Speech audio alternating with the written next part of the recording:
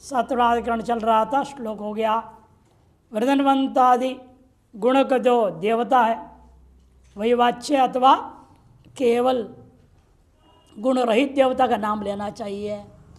पूर्व पक्ष ने आद्य देवगुणत्व देवता गुण होने से गुण विशिष्ट देवता बोलोगे तो देवता भी खुश हो जाएगा। तस्या मैवाम मंत्र गुणत्वतः, ये मंत्र का गुण है, देवता का गुण है ही नहीं, अतएव इनको निगत मंत्र आदि पाठ काल में बोला नहीं जाएगा। आधाने पवमानेष्टौ आज्य भागो प्रकृति श्रूयते है। आधान कर्म के अंतर्गत पवमानेष्टि के प्रकरण में आज्य भागों को प्रकृत करके बात कहा गया।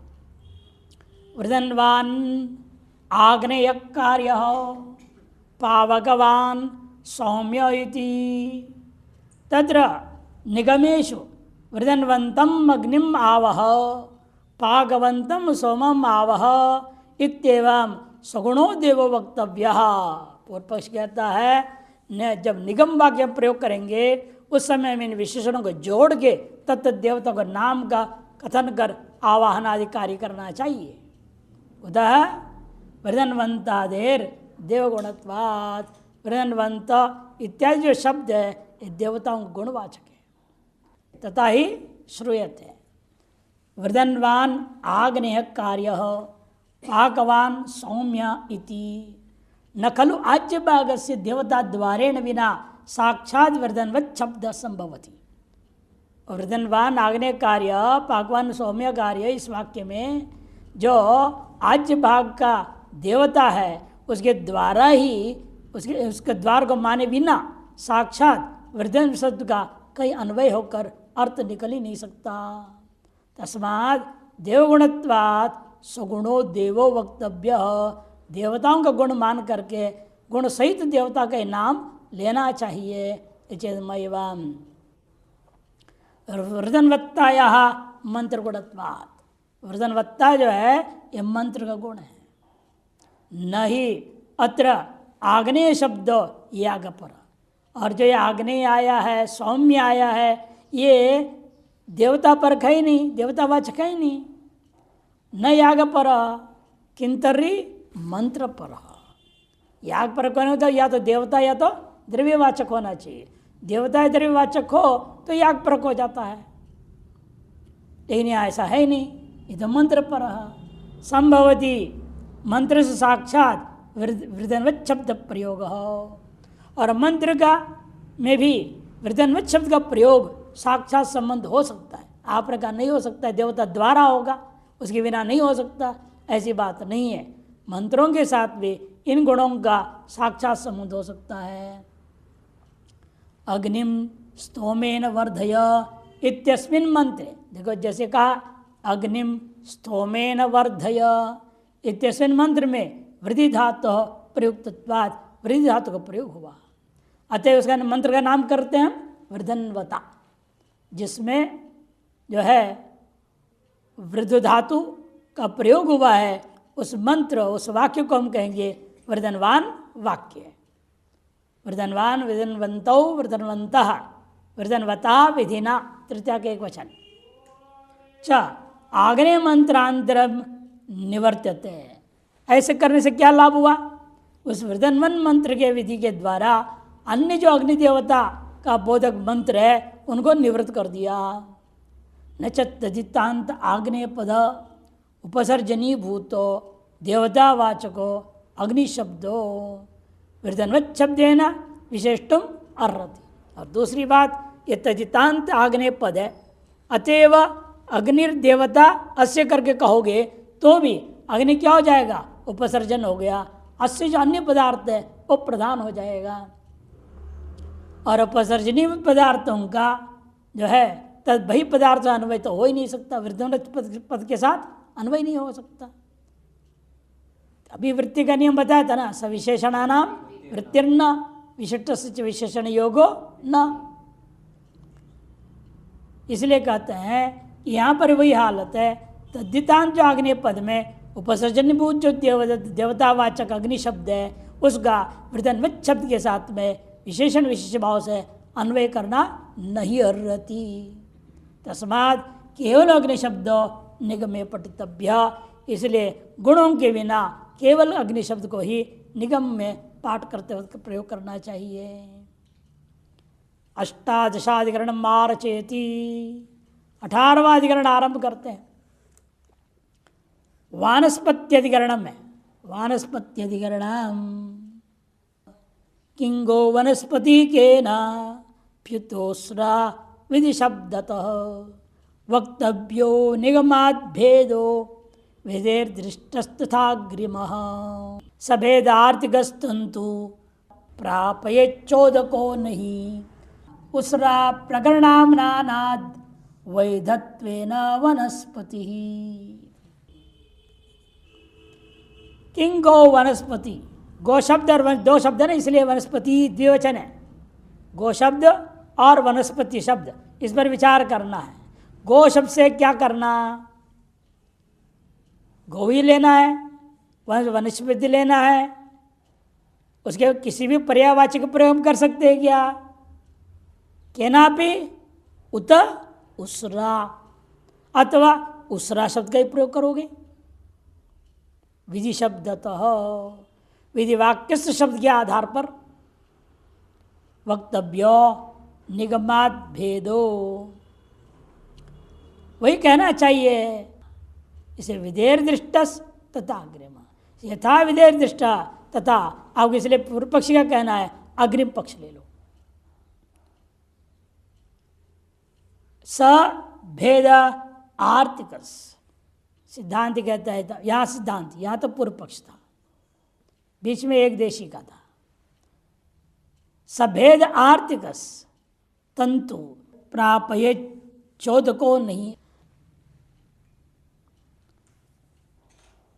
से निगमात भेदो वक्तव्य विधेर दृष्टा, विधेय में जो दृष्ट है उससे भिन्न ही निगम मंत्रों में कहना चाहिए। मैंने पर्यायवाच्य को ले पर जो कोई भी एक ले लो, गौ के पर्यायवाच्य शब्दों को ले सकते हो, केनापि उस पक्ष को, तथा अग्रिमः इति सिद्धांत नहीं।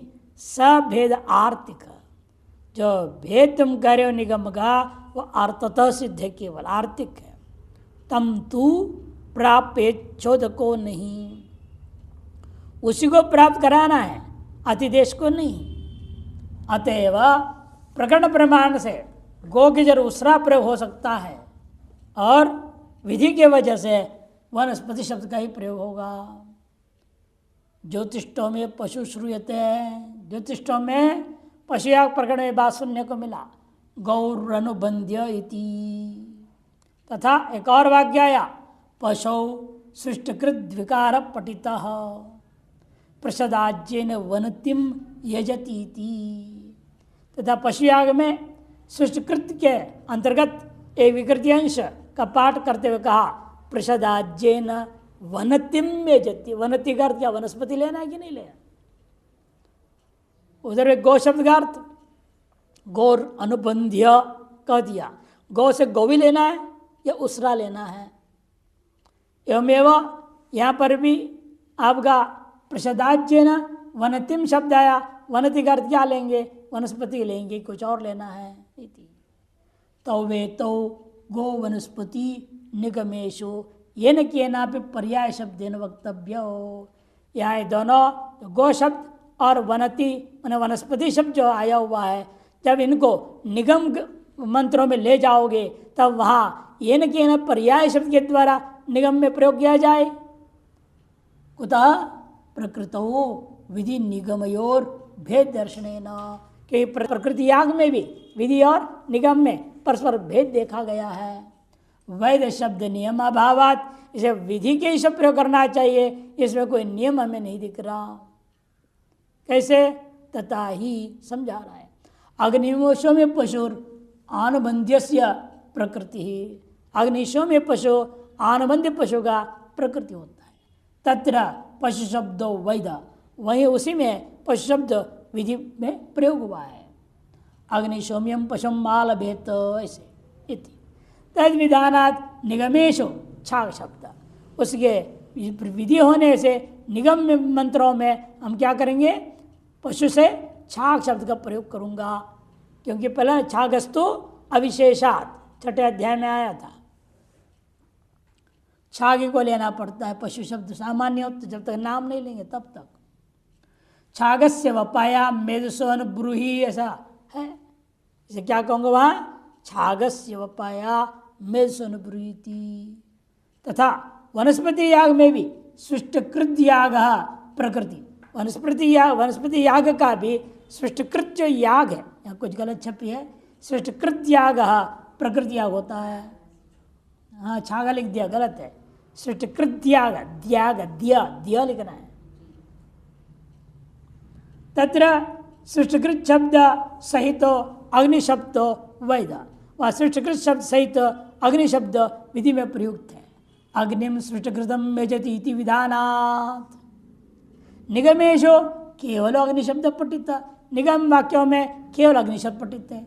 ये देव्या ऋत्विजस अभिरग्ने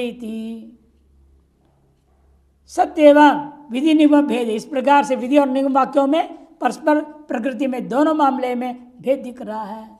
इसे वैध शब्द नियम से प्रकृतो अभावात, वैध शब्द का ही, विधि में आए हुए शब्द का ही निगम में प्रयोग होना चाहिए। इस तरह से प्रकृति में आप नियम नहीं कर पा रहे हैं, प्रकृति में नियम नहीं है। अति विकृतोपि तद अभावे, विकृति में इसलिए उसको हम स्वीकार नहीं करेंगे। ये न के नाप्य अभिधानमिति पूर्व पक्ष से, जो कोई पर्यायवाची शब्द प्रयोग करके आप निगम वाक्य मंत्रों का पाठ कर सकते हैं। इति पूर्व पक्ष। प्रकृतौ यो विधि प्रयुक्ता निगम भेद स आर्थिक। ये आपने जो कहा प्रकृति में विधि और निगम वाक्यों में परस्पर भेद प्रयोग हुआ है वह अर्थतः है, वास्तविक नहीं है। यह न प्रयोक्तव्य तस्य आर्थिकत्वेन चौदक प्रदेश अनर्थत्वात्, क्योंकि वो यहाँ आएगा ही नहीं, यह न प्रयोक्तव्य, प्रकृति का यहाँ लाऊंगा ही नहीं। क्यों? तस्य आर्थिकत्वेन चौदक प्रदेश अनर्थत्वात्, वह आर्थिक होने के चौदक के प्रति वह आदेश अतिदेश नहीं हो सकता, आदेश करने योग्य ही नहीं है वो। न च आर्थिक चौदक प्रतिदिशति, कि नियम है आर्थिक का अतिदेश से प्रतिदेश नहीं होगा। तस्मात् वैध एव निगमेशो प्रयोक्तव्य, इसलिए विधिगत शब्दों को ही निगम वाक्यों में देवतावाचकों का प्रयोग होना चाहिए। न चैवम आनुबंध निगमे वैदो गो शब्दात् प्राप्नुयात्, फिर तो अनुबंध पशु के मामले में विधि में गो शब्द को निगम में प्रयोग करना पड़ जाएगा। इति नाशंक्यम, लेकिन वहाँ तत्र उसरा शब्द से साक्षात आमना तत्वात् उसराया वपाया मेदस्वन ब्रूही, ऐसा कहा है। इति ही आमनायते, ऐसा पाठ है। तस्मात् उसरा वनस्पति शब्दों वक्तव्यो इति राद्धान्तः, इसे गो के जगह पर उसरा शब्द का प्रयोग करने के लिए निगम वाक्य के आधार में, प्रकरण के आधार निर्णय हो गया। और वनस्पति शब्द में कोई विकल्प नहीं है, पर्यायवाची कोई दूसरा प्रयोग होगा ही नहीं, ऐसे कोई प्रयोग करने प्रमाण नहीं है। अतएव गौ के उसरा हो गया, वनस्पति की जगह पर वनस्पति ही रहेगा। इतराद्धान्तः। एकोनविंशाधिकरण रचति, 19वां अधिकरण आरंभ करते हैं। अवभृते अग्निवर्णय सृष्टकृत शब्देन अभिधानाधिकरणम। अवभृत्याग के अंतर्गत जो अग्नि और वर्ण संबंधी सृष्टकृत याग होता है वहाँ पर सृष्ट शब्द के द्वारा ही अभिधान होना चाहिए। ये निर्णय देने के लिए अधिकरण आरंभ होता है। किम अग्निवर्णौ स्विष्ट कृत शब्देन विवर्जितौ वक्तव्यौ सहितौ वाद्यौ रूढ़त्वाद्दगुणोक्तितः कदाचित् कृतवान् स्विष्ट मिति योगाद् गुणे सति पावकाग्निनयेनात्र वक्तव्यौ सगुणा विमौ। किम अग्निवर्णौ, अग्नि और वर्ण शब्द के साथ सृष्ट के शब्द का जो विशेषण जोड़ना चाहिए या नहीं जोड़ना चाहिए। सृष्ट शब्देन विवर्जितौ वक्तव्यो वा वक्तव्यो सहितौ वा, या उन शब्दों को रखते हुए अग्नि और वर्ण शब्द के साथ सृष्ट शब्द को भी साथ प्रयोग करना चाहिए। पूर्व से आद्य रूढ़त्वाद गुणोक्तितः आद्य पक्ष लो, मैंने सृष्टि शब्द के साथ ही जो है बोलना नहीं चाहिए, विवर्जित है ना आद्य पक्ष, शब्दे न विवर्जित अग्निवर्णो, विवर्जित होना चाहिए। क्यों? यहाँ की गुणोक्ति न होने से, रूढ़ होने के कारण से। रूढ़त्वाद गुणवाचित्व भावात्, कदाचित कृतवान सृष्टम, सिद्धांत जवाब देता है कदाचित सृष्ट का अनुष्ठान किया है, योगाद गुणे सती, सृष्टकृत में क्या योगी कर लो, कदाचित सृष्टं कृतवान इति सृष्टकृत, ऐसे व्युत्पत्ति ले लो। योगात इस गुण पर भी लिया जा सकता है। अतएव पावकाग्नि का सिद्धांत में जैसे बोला आपने विशेषणों से युक्त होकर प्रयोग करना चाहिए, वही नियम यहाँ भी होगा। सृष्टिकृत्य विशेषण है, केवल कर्म संज्ञा नहीं है। अतएव सगुणौ इमौ वक्तव्यौ, अग्नि और वर्ण शब्द सृष्टिकृत रूपी विशेषण के साथ ही प्रयोग करना चाहिए। अवभृते श्रूयते अग्नि वर्णौ सृष्टिकृतौ वेजति इति, विधि आया अग्नि और वर्ण देवता के लिए सृष्टिकृत याग करना चाहिए। यह सृष्टिकृतौ दो सृष्टि याग करने बोल रहा है, यह अग्नि और वर्ण का विशेषण है। ये तत्र निगमेषु सृष्टिकृत शब्द वर्जितौ अग्निवर्णौ वक्तव्य, अग्नि और वर्ण का विशेषण वाचक मान लिया और कह रहा है वही जो सृष्टि शब्द है उसको त्याग करके केवल अग्नि केवल वर्ण शब्द का निगम वाक्य में प्रयोग होना चाहिए। कुतः यहाँ भी गलत शब्दी है, शिष्ट हो गया है स्विष्ट के लिए। स्विष्टकृत शब्द से योग असंभव है। पूर्व पक्ष के दृष्टिकोण में स्विष्टकृत शब्द का योग योगी का अर्थ हो नहीं सकता। वन्नौ रूढ़स्य गुणवाचित्व भावात्, क्योंकि वन्नी विशेष अर्थ में वो रूढ़ होने से गुणवाच्य नहीं हो सकता। सृष्टं कृतवान इत्येवं भूतार्थ प्रत्यय विधानात् तादृश योग वक्तव्य। यह सिद्धांत कह रहे नहीं योग संभव है। कैसे संभव है? योग विग्रह वाक्य करो या विश्राम होना चाहिए, अभावात के बाद विश्राम समाप्त के पूर्व पक्ष में। एक देशीय पर बोलेगा ऐसे विग्रह वाक्य हम कर सकते हैं, मुख्य सिद्धांत आगे आ रहा है। इति प्राप्ते ब्रह्म के बाद सृष्टं कृतवान इत्यम भूतार्थ में विप्रत्य विधानात् तादृश योग वक्तव्य न च सौ अत्र संभवती। पूर्व पक्ष अभ्यास तुरंत पूर्व पक्ष बोलता है यदि एक देश ने कहा योग हो सकता है, अब यौगिक नहीं है, ये केवल रूढ़ है, ये पूर्व पक्ष ने कहा एक देश ने नहीं, हम यौगिक के शर्त कर सकते हैं, तब पूर्व पक्ष कहता है न चो असो अत्र संभवती, वर्त या नहीं घटा सकोगे आप। सृष्टस्य करिष्यमाणत्वात्, कि सृष्टि याग भी आगे करने वाले हैं और आपने कृतवान कर दिया ना व्युत्पत्ति। कृतवान क्या होते हैं? भूतकाल हो गया, भूतकाल में किया, वर्तमान में तो कर नहीं रहा, या तो भविष्य में करने वाली बात है। वही व्युत्पत्ति कैसे घटा हुआ? तो भविष्य अर्थ में, भूतार्थ को भविष्य में नहीं घटा सकते आप। इसे असौ अत्र न समझती, क्यों? सृष्टस्य कर्षमाणत्वात् रूढ़ौ तो कार्य लक्षणया स्विष्ट कृत्या भी गलत छपी, कार्यो अग्निवर्णौ इति वचन व्यक्ति संपद्यते है। और रूढ़ी मान लेने में दिक्कत नहीं होगी। कार्य रूप में लक्षणा करते हुए सृष्टिकृत शब्द में कार्यो अग्निवर्णौ, उसके द्वारा कार्यभूत वस्तु कौन? सृष्टि कार्यो अग्निवर्णौ इति वचन व्यक्ति संभवती, वचन और व्यक्ति दोनों घटाया जा सकता है। तस्मात् सृष्टिकृत शब्द न वर्जित हुए व अग्निवर्ण मात्र शब्दों का प्रयोग करना चाहिए निगम वाक्यों में। इति प्राप्ते ब्रोम तेन सहितो वक्तव्य, कहते नहीं उनके सहित ही बोलो। कुतो अस्मिन् प्रयोगे सृष्टस्य कर्षमाणत्वेपि अतीत प्रयोगे कृतत्वेन, कि उनकी जो है कुता प्रश्न पूछा पूर्व पक्षी ने, तो सिद्धांति कहता है ठीक कहा था तुमने, इस प्रयोग में यद्यपि ये सृष्टिकृत यागों को भविष्य में करने वाले हैं, इसका मतलब यह नहीं है उस व्यक्ति ने पहले कभी सृष्टिकृत याग किया ही नहीं। अतीत प्रयोगे कृतत्वेन, अतीत प्रयोग ने उसे जो किया था सृष्टिकृत उसको लेकर के प्रयोग हो जाएगा। योगी कार्य संभव है, लृप्त प्रयोगम प्रत्यज्य कल्प्य रूढ़ि आश्रयण अयोगात। लृप्त प्रयोग को परित्याग करके कल्पित एक रूढ़ि का आश्रय करना उचित नहीं होता है। ततः पावकत्व गुणयुक्त अग्निवत, यहाँ पर भी सृष्टिकृत गुणयुक्त अग्नि, सृष्टिकृत गुणयुक्त वर्ण, इन्हीं शब्दों का प्रयोग करना उचित होता है। युक्तौ वक्तव्यौ।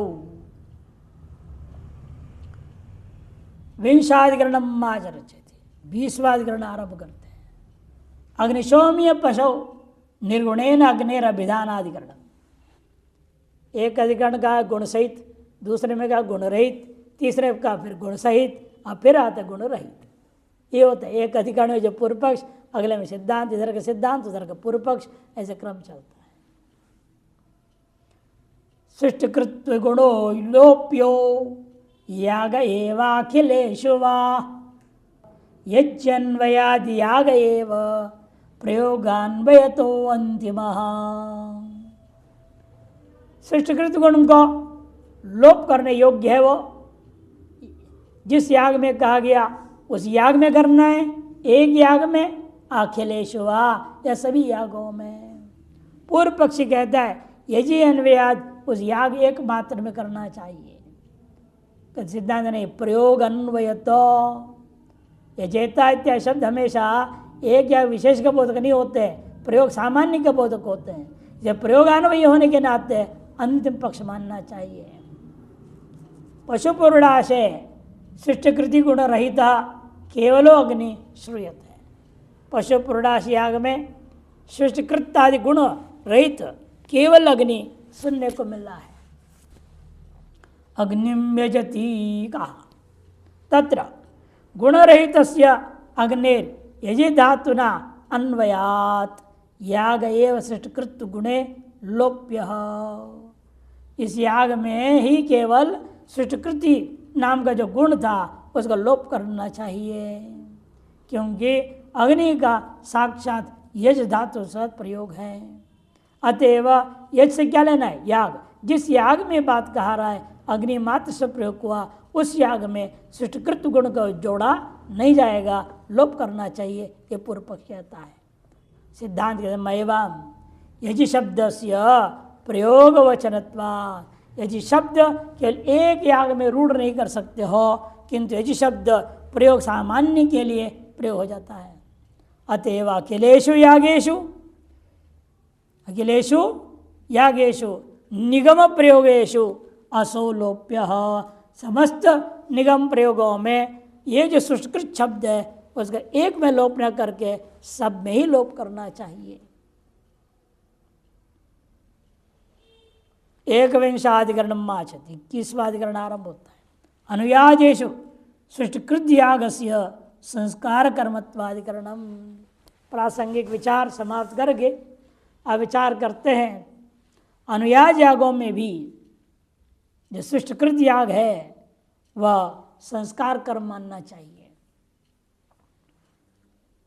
देखिए विचार, अनुयाजो अंतिमो यो असौ किम आराधुपकारक सृष्टिकृत संस्कृतिर्वाद्यो अनुयाजांतर साम्यतः सृष्टिकृत गुणस्याग्ने प्रत्यविज्ञार्थवत्वतः दृष्टार्थत्वाच्च संस्कारो भवेदंत्य प्रयाजवत्।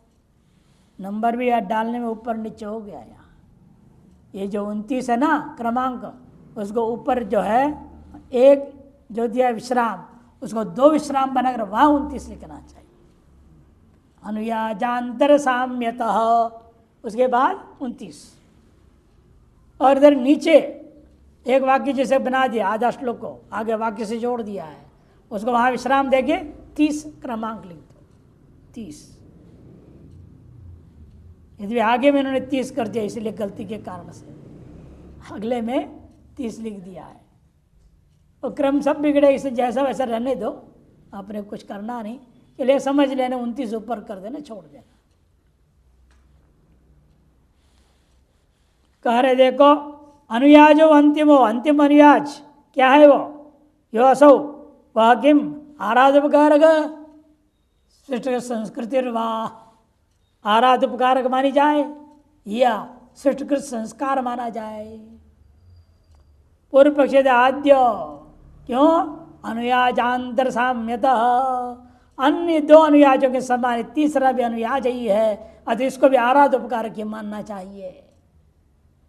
सिद्धांति सृष्टिकृत गुणस्य अग्ने है प्रतिविज्ञार्थवत्वतः, सृष्टिकृत रूपी गुण अग्नि का यहाँ प्रतिविज्ञा हो रही है।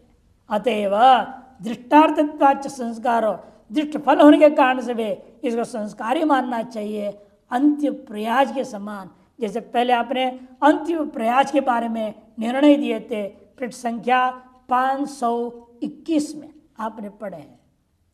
पृष्ठ संख्या 521 में ये बताया उत्तम प्रयाज भी संस्कारार्थ है। सर यहाँ पर उत्तम जो अंतिम जो अनुयाज है वो भी संस्कारार्थ मानना चाहिए। आज्य भाग देवता संस्कारार्थक उत्तम प्रयाज है, यह बात वहां पर कहा था। सर यहाँ भी संस्कारार्थक माननी चाहिए। दशपूर्णमासयोर त्रयो अनुयाजा समामना था। दशपूर्णमास याग में 3 अनुयाजों का पाठ है।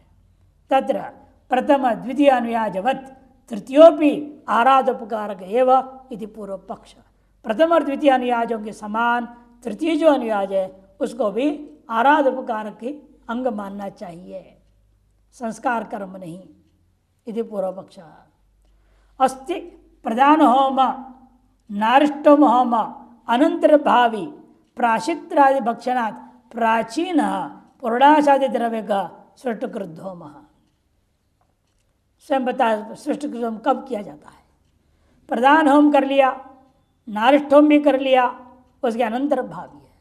लेकिन अन्य में जब प्राशित्र होता है, सभी ऋतु को पीने दिया जाता है शेषांश, तो वो जो प्राशित्र कर्म है भक्षण, उससे पहले ये याग होता है जिसका नाम पुरणाशादि द्रव्य को सृष्टकृत नाम को होम है।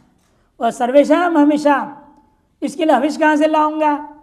पुरणाशादि द्रव्य क्यों कह रहे हो?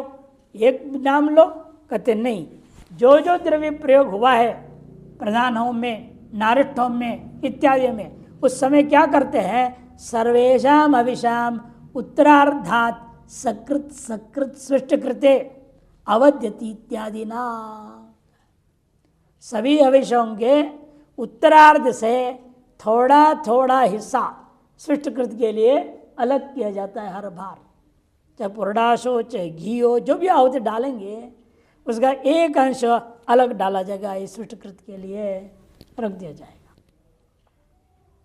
जैसे पुरडाश आदि सभी द्रव्यों का एक एक अंश वहां पर है सृष्टकृत याग में, अवदान करना इत्यादि ना तद अभिधानात् प्राशित्रादि भक्षणोत्तर कालीनेषु आज्य द्रव्यकेषु अनुयाजेषु तृतीय सृष्टकृत्व गुणेन प्रतिविज्ञास्ति। और उसमें भी प्राशित्रादि भक्षण के उत्तर काल में पुनः जो आज्य याग होता है, आज्य द्रव्य का याग होंगे अनुयाज याग, उसमें तृतीय में सृष्टकृत्व गुण प्रतिविज्ञा हो रही है। अतः देव अग्नि सृष्टकृत इति मंत्र पाठात। यहाँ देव कौन है? अग्नि। और क्या विशेषण वाला है? सृष्टकृत, ऐसे पाठ है। साच पूर्व सृष्टकृत देवता स्मरण संस्कारे सति अर्थवती स्यात्। तो सिद्धांत कहना है वह भी पूर्व में जो सृष्टकृत हुआ तद देवता स्मरण का संस्कार करने के लिए ही अर्थवती होता है, प्रयोजन वाला सिद्ध हो जाता है। यह दृष्टार्थ सिद्ध हो गया।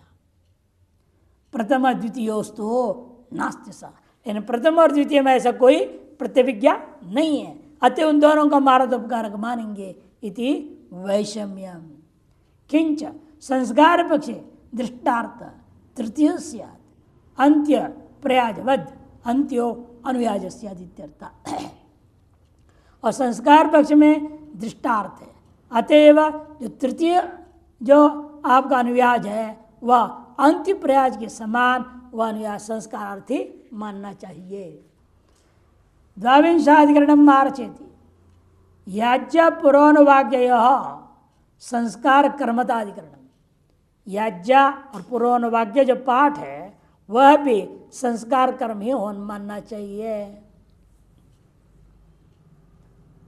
अन्वाहित्यर्थ कर्म स्यात् संस्कारो वार्धकर्मदा शस्त्रवत् कार्यता ज्ञानात् दृष्टार्थत्वेन संस्कृति ही।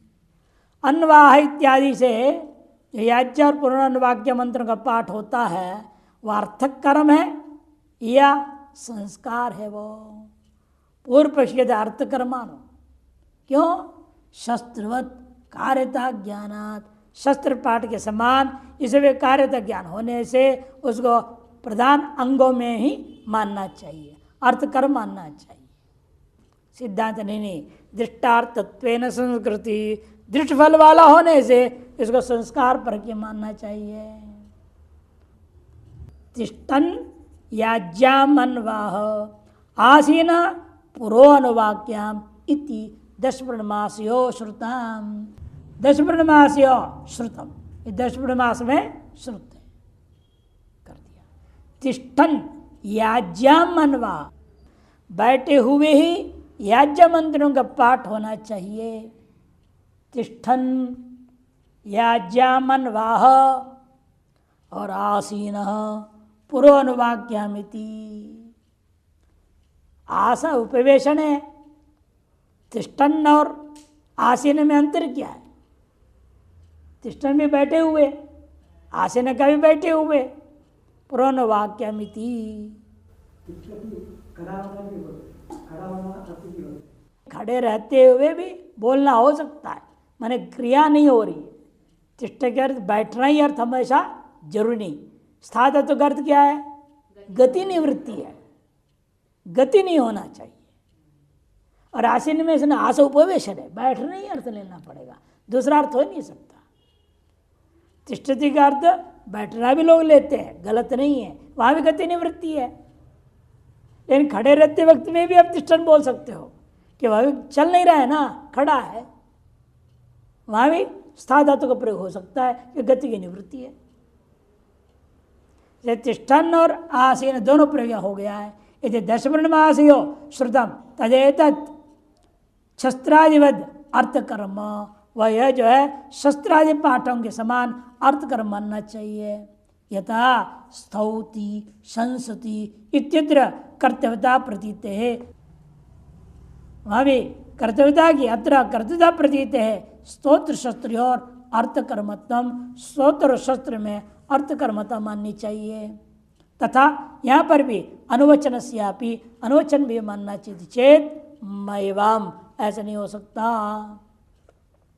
चोदित देवता स्मरण संस्कार से प्रयोजनत्वात्, नहीं कहाँ पा गया, दृष्ट प्रयोजनत्वात्, विधि का जो देवता है उसको स्मरण रूपी संस्कार या दृष्ट प्रयोजन दिख रहा है। तस्मिन् सति अदृष्ट से कल्पयितुम अशक्यत्वात्, जब दृष्ट फल मुझे दिख रहा है, देवता स्मरण रूपा संस्कार रूपी दृष्ट फल हमें दिखाई दे रहा है, ऐसे में आप एक अदृष्ट की कल्पना करो, यह अनुचित है। ननु मंत्र सामर्थ्य देव देवता स्मरण सिद्धे न अन्वह इति तद विधानम व्यर्थम। मंत्र का पाठ करने सामर्थ्य से देवता स्मरण हो जाएगा। सिद्धेन, सिद्धेन, सिद्धेन एक पद है। अन्वाय तद विधानम व्यर्थम, अन्वाय से विधान करना व्यर्थ है। एवं तरीत सिद्धांत यदि ऐसा है फिर तो प्राग अनुवचनम अनुद्य तिष्ठन आसीन इति स्थान आसन गुणौ विधीयेयाता। फिर पूर्व में जो अनुवचन प्राप्त था उसी को अनुवाद मात्र करके तिष्ठन और आसीन इस प्रकार स्थान और आसन रूपा गुण विशेष का यहाँ विधान मान लेना। त्रयोविंशाधिकरण मार्चेति, 23वां अधिकरण आरंभ करते हैं। मनोताधिकरणम, मनोता अधिकरणम, मनोता मंत्र वो अस्ति वायव्ये नास्ति वास्त्यसौ आग्नेयेवेति वचनम प्रकृतौ सार्थकम यतः अग्निशोमियावग्निनैव लक्ष्येतां वचनं विना अनर्थकात् ततो वाक्यात् विकृता वूहवारणम। मनोता मंत्र एक मंत्र है, जिसे मनोता शब्द आया उस मंत्र का नाम है मनोता रख दिया। जिस मंत्र में जो शब्द आता है अधिकतर उसी नाम, उसी एक शब्द को लेंगे और पूरे मंत्र उसी नाम से व्यवहार कर देंगे। इसी पूरा उपनिषद व्यवहार होता है। ईशा पहले से ईशोपनिषद कह दिया, केन पहला पद है, पूरा उपनिषद का नाम केन उपनिषद रख दिया। इस प्रकार देखा गया है। और कहीं उसमें जो विषय है उसके आधार पर कर दिया, विषय पृष्ठ था, पृष्ठ पृष्ठ नाम रख दिया आपने। इसलिए यहां भी ऐसे नाम कर देते हैं मनोता मंत्र। वह मंत्र में वो है या नहीं है, वो अस्ति वायव्य नास्ति।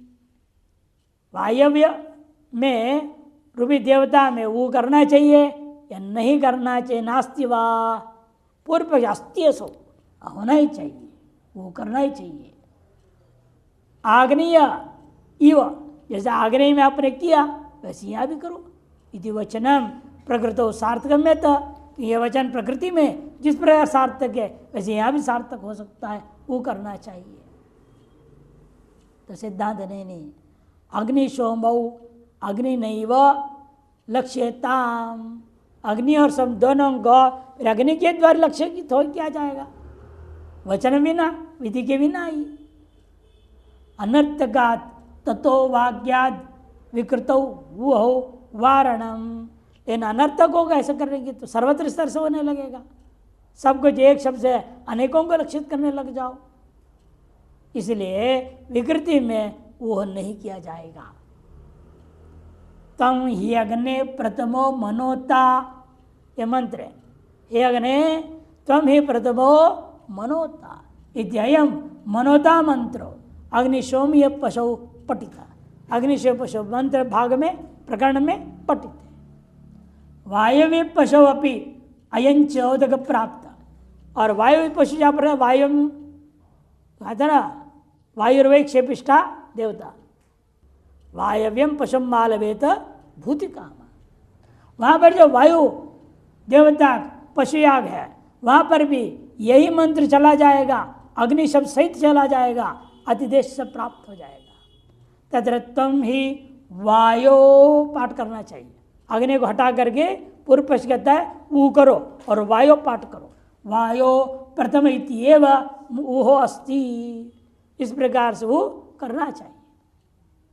यत्तु वचनम यद्यप्यन्यदेवत्य पशुर आग्नेयैव मनोता कार्य इति। ये लेकिन ऐसा भी विधि आया है, यद्यपि अन्य देवत्य पशु है, जैसे यहाँ वायु देवता पशु आ गए, फिर भी आग्नेय एव आग्नेय एव मनोता कार्य, मैंने अग्नि शब्द युक्त ही मनोता मंत्र पाठ करना चाहिए, वो नहीं करना चाहिए, ऐसे स्पष्ट विधि कर रहा है। यदि तत् प्रकृतो पठितम, यह प्रकृति में से पाठ किया गया है। तत्रैव च सार्थकम, उसको बतला बोल रहे, अतिदेश मत करो उसको, इस वाक्य को अतिदेश मत करो। जो कह रहा है अन्य देवता विकृति याग हो, अन्य देवता पशु याग हो, तो भी अग्नि शब्द ही प्रयोग करो, तत्त देवता नाम मत लो, ये कह रहा है। इन इस वाक्य को कह रहा है प्रकृति में सीमित रखो, इसको अतिदेश मत करो पूर्व पक्षी। तत् प्रकृतो पठितम तत्रैव च सार्थकम, वही सार्थक है, उसको मत लाओ या नीचे। द्विदैवत्य पशौ एक दैवत्य मंत्रस्य प्रकरण पठितस्य अयोग्यत्व शंकायां पुनर्विधानार्थत्वात्। द्वि देवता पशुयाग में एक देवता से नाम लेकर के जो मंत्र का प्रयोग हुआ वह प्रकरण पठित होने के कारण अयोग्य हो जाता है, ऐसे आशंका पर पुनर्विधान किया गया। ये बात केवल ये पुनर्विधि के लिए चीज है, न ज्ञातिदेश करना है इसको। चेत मयवाम, सिद्धांत ऐसा मत कहो। क्षत्रिणो गच्छन्ति इत्यादिवत, क्षत्रिणो यान्ति इत्यादि के समान मंत्रात् तस्य अग्नि शब्दस्य अग्निशोम लक्षकत्वेन अयोग्यत्व शंकाया अनुद्यात। वह अग्नि शब्द से हम अग्निशोम्य इन दोनों का लक्षक मानेंगे, दोनों का लक्षक मानेंगे। अयोग्यत्व की शंका ही यहाँ उदय नहीं होता। प्रकृतो अनर्थकम तद्वाक्यम, नहीं तो प्रकृति वाक्य अनर्थक हो जाएगा। अतः विकृतो ऊह निवारण चरितार्थम, और विकृत ऊह का निवारण कर दो तो भी वाक्य चरितार्थ हो जाए भगवती। तस्मात् ऊह नास्ति, इसे ऊह इस विकृति याग में करने की जरूरत नहीं है।